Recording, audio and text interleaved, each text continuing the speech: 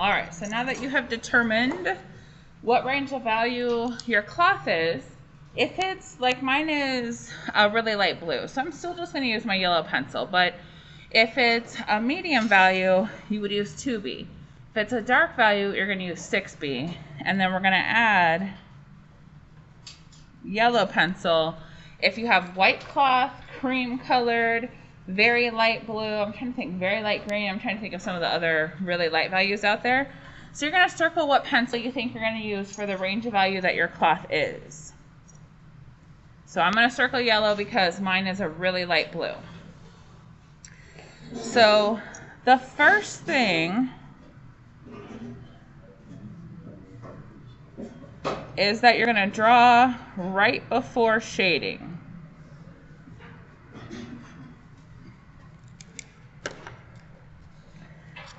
Because hopefully it's happening all on the same day and your cloth isn't moving around a whole lot.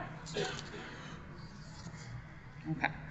So I would look at, like, I have some cloth like showing through in my bottle in there. Look at how it comes out. Or there's a wrinkle there, actually. A piece of cloth.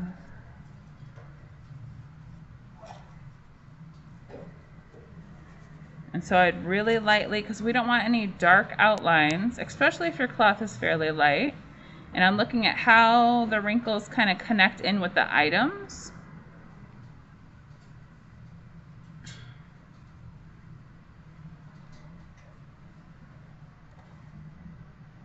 So you're going to draw your contour outline of your cloth.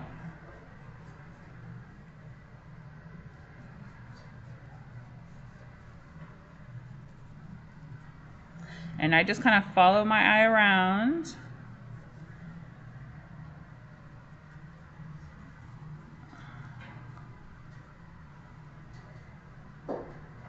And if there's angles, like I have an angle in my piece of cloth, I can find the angle as it sticks out from any items.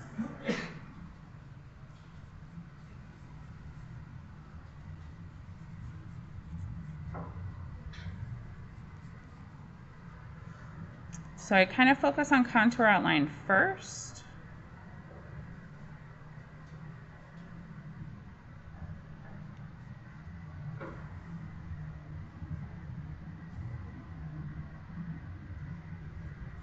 Okay, then I would go back in your negative spaces and you're going to draw in like whatever wrinkles, or if you see like an indentation where it's sunken in, or if there's any shadows like around and in the negative spaces between your items. So it's like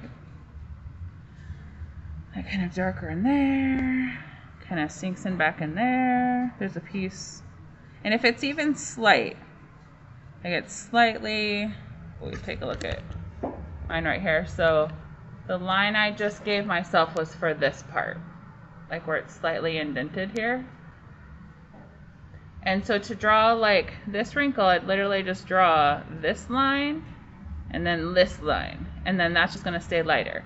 I'd make sure I kind of draw that part, and then I did that scoop part there, because then it's a change in value. So we are using line to indicate a change in value, so it's kind of like guidelines in a way, but it's also like the folds and wrinkles.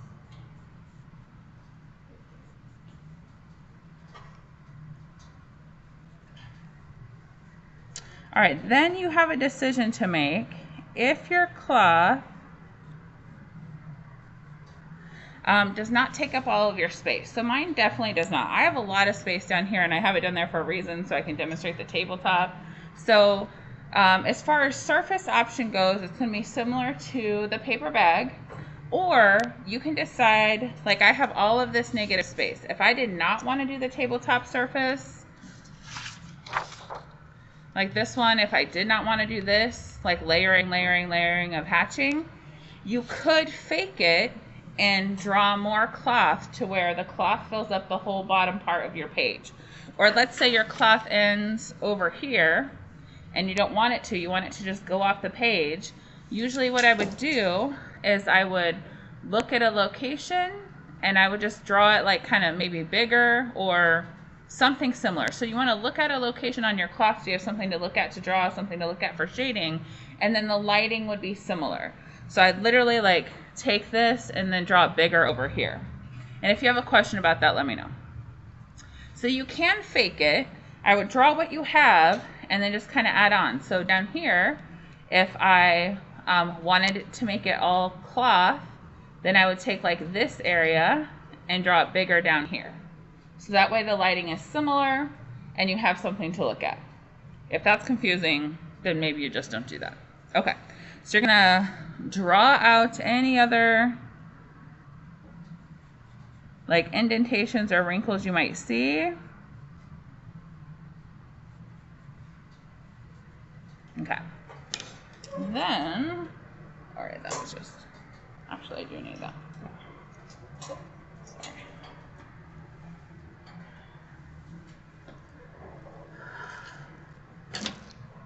All right, my pen went under the cart, hold on.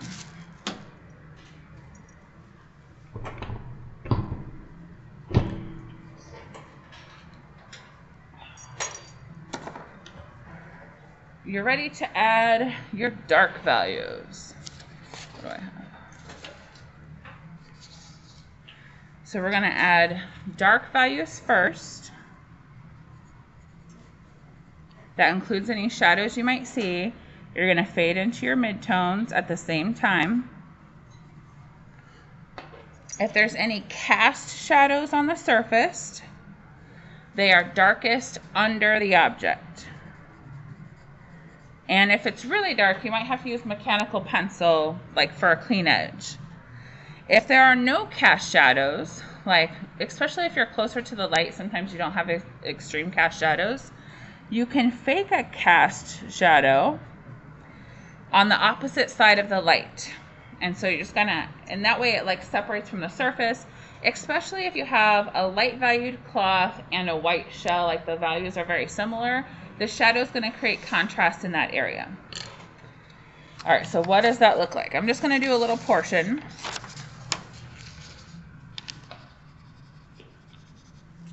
And I'm going to keep my value fairly light because my cloth is light blue. So when I say on the opposite side, like fake a little shadow, there's not really a shadow here, but I'm going to get a clean edge. I'm going to add a little bit of a cast shadow, matching that line. And then I'm going to fade out because this area is slightly darker anyway. So you want to hold your pencil horizontally. You want to use more of the side of your graphite, circular motion.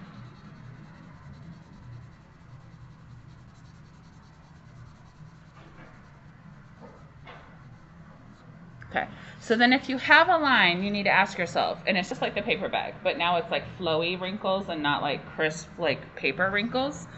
If you have a line here, is it lighter or darker above the line, below the line, to either side of the line? So for this one, it's a little bit darker above. So I'm going to go darker along the edge of the line, and I'm going to fade out into my midtone. And it actually fades out into like where it meets the glass. So I want to kind of fade out. So in here, it's slightly darker.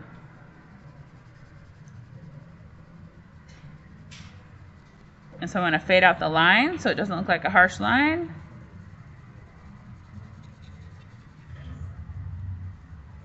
And I'm going to fade out.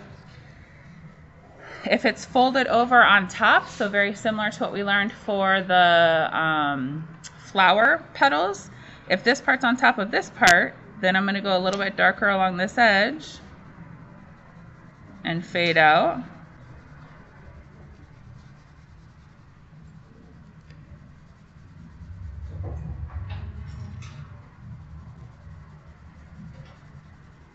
And I'm constantly fading down. So you shouldn't end up with just a line. If you have just a line, it should have value fading out from the line.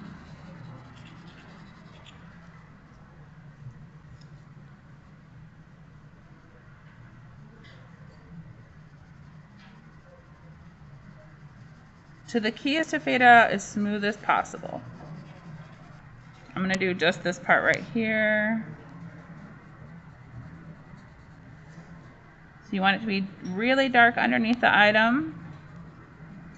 And so my light is mostly more coming from the left-hand side. So really dark, clean edge, fade out, so you have a little bit of a cast shadow.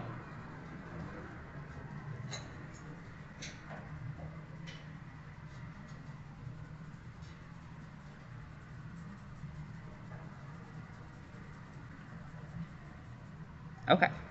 Then with your smaller blender, we're ready to start giving your cloth the tone that it is. So you're going to blend and maintain the shapes in the cloth.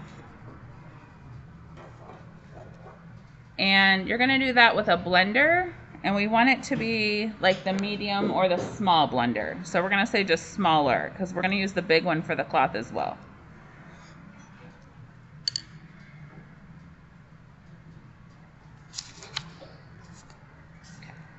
So very similar to the paper bag, I'm going to outline where the line was, fade in, and then you really do want to fade out. And be careful of the edges of your items. Get a clean edge, circular motion to fade out. You're going to blend and fade in multiple directions.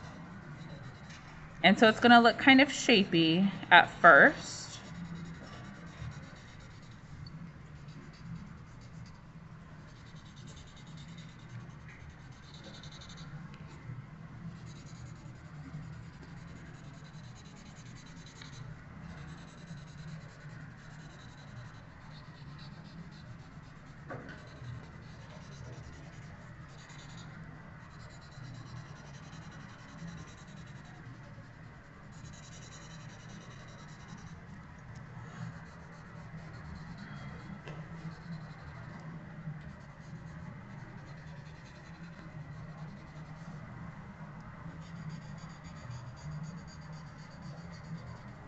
Okay.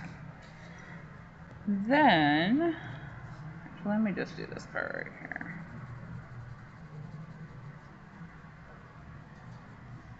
And so if you have, especially a light item, like my shell is fairly light, but my cloth is a little bit lighter too, so I want a little bit more range of value.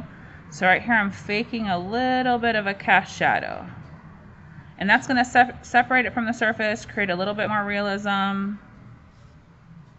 create some contrast.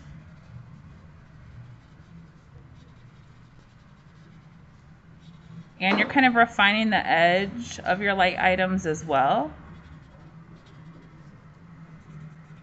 And then we'll just fade out into the cloth. Okay, so fake a little bit of a shadow, so separates. All right, then you guys have these bigger blenders. These are made of the same stuff that these blenders are made of, except it's like the recycled paper grounded into like particles and then pressed together into a stick. So there is some like adhesive in there or glue to make it stick.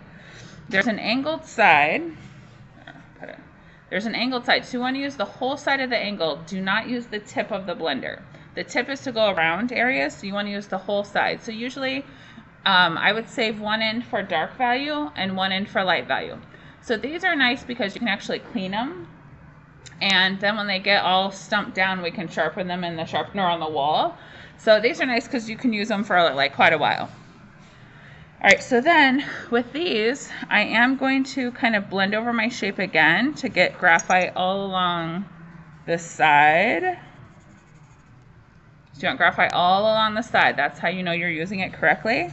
And then in small little circles, I'm going to go back and create the tone of my paper. I'm sorry, of my cloth on the paper. So the key is that you're using kind of small buffing circles. You don't want to press too hard with this blender because it tends to kind of flatten the paper and then you really can't add to it. It flattens the texture of the paper. And then of course, like in these tiny little areas, I would still use a small blender. I wouldn't try to like, you know, you want to refine and keep it as clean as you can as you go.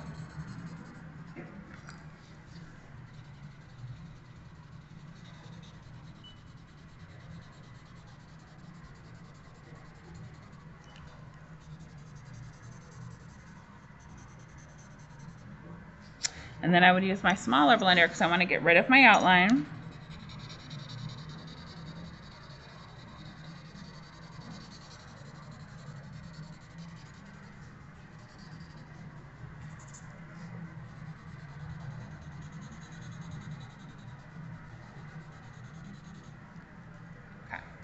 All right, so you do that over all of your cloth. So I'd add all my darks everywhere, blend them with the small blender. Come back with my bigger blender, blend in the shapes of where I put the dark values first, and then small circular motion, many directions, get it as smooth as possible because your cloth is a smooth texture. Then if it's still not smooth, you can use tissue, which is by the door or on top of my filing cabinet. Or just fold it in 4. Or if you have like a lot of cloth to do, I would do a second layer of blending. And it's really like circular motion like you're cleaning. The downfall is then all of your fingerprints start to show. So like right here, a little bit of a fingerprint. Good thing it's in the shadow, and then I would just kind of erase out and gently blend over. Or sometimes if it's really bad and it won't go away, we just fake a wrinkle in that area to cover up your fingerprint. But hopefully there's not a ton of fingerprints. Okay. So we just grade down the cloth with blender, the large blender, and you can do tissue, especially if you have a lot of cloth to do. But I would do the blender first, because that's kind of really helping to move the graphite and then finishing off with the tissue. The next stage is to erase highlights and gently blend the edges of where we're erasing. Okay.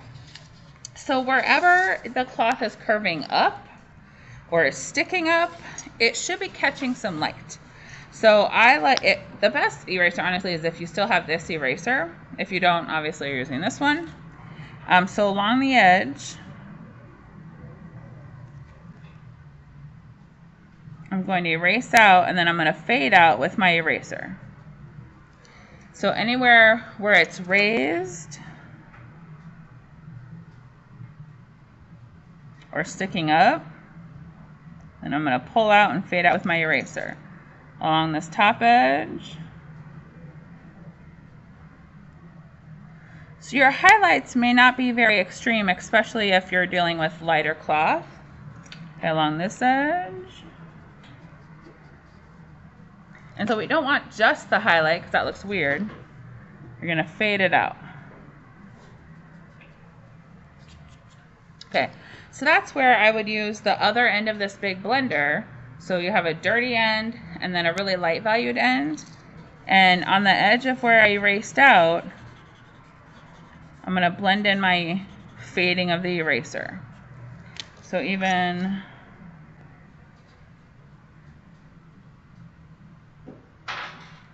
along there where it's slightly raised. So you want to get rid of your eraser marks.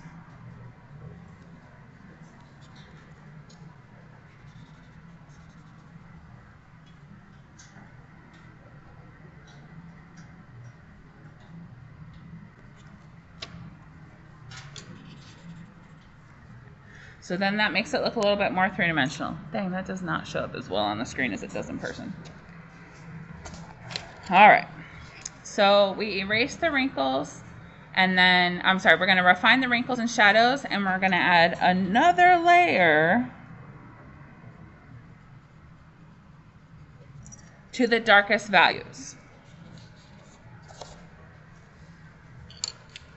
Because now we've kind of used the graphite to fade out. So I'd make sure and then you kind of squint your eyes and make them fuzzy, and look at where are my darkest values. And I would fade out into what you have.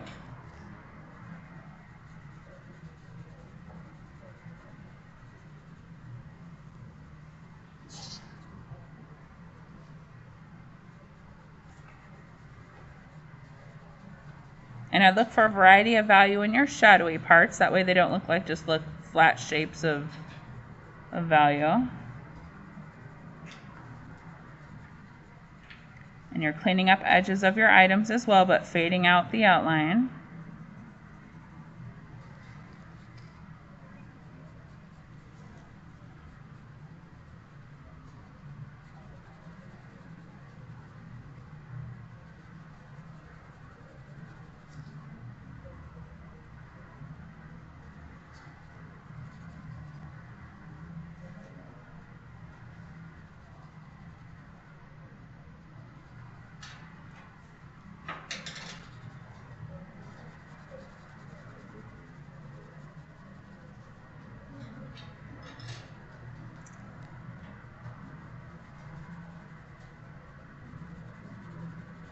So again, looking for range of value in the dark parts.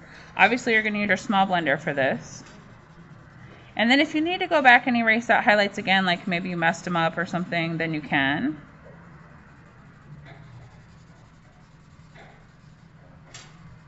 And you're really trying to get rid of outlines, because that's what makes the fabric look soft and smooth, is it's two values touching to visually kind of separate out.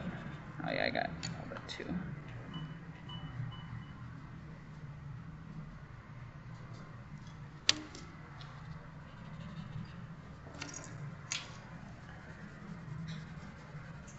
And if you see fingerprints, erase them and gently blend over, but like here, like that's not erasing. I'm just gonna turn it into a wrinkle. Like make it look like it's supposed to be there. I have no idea what that is. So if you have dark cloth, all of this process would be with 6B.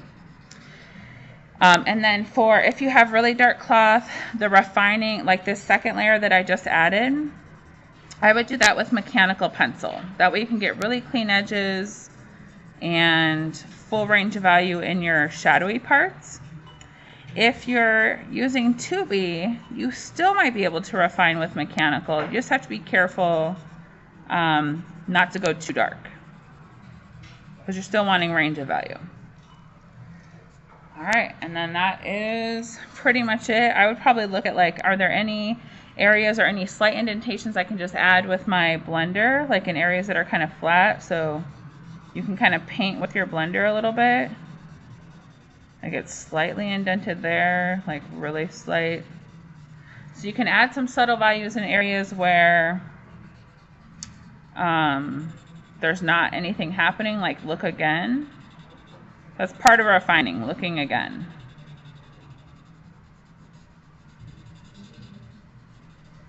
And so I just use the graphite that's on your dirtiest blender. All right, you guys, that's the process. There you go. It's the same process we're going to use on cloth for your self-portrait as well.